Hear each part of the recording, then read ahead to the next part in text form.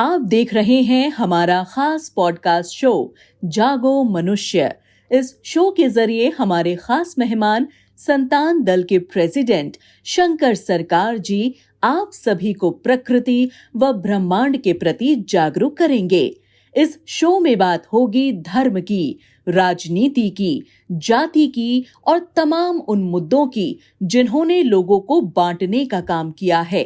हमारे जन्म सिद्ध अधिकार के अनुसार इस प्रकृति के सभी संसाधनों पर सभी का समान अधिकार होना चाहिए।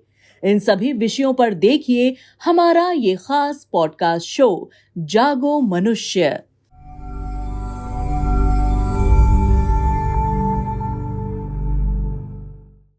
राम नारायण राम।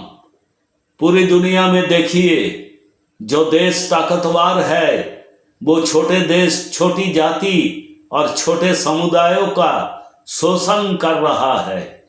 इसलिए हम कहते हैं कि सनातन धर्म को सही मायनों में समझना चाहिए।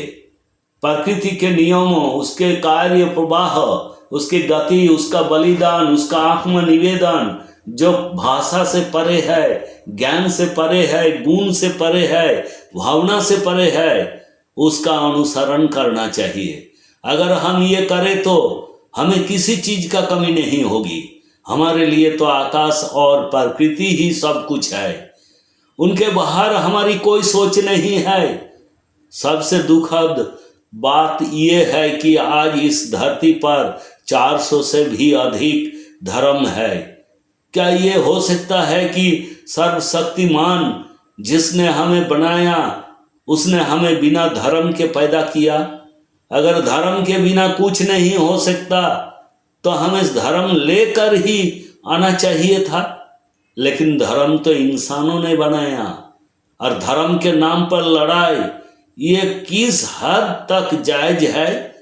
पेड़ पौधे जिन्हें खाकर और जिनकी सेवा से हम जीवित हैं, उन्हें तो किसी धर्म की जरूरत नहीं है।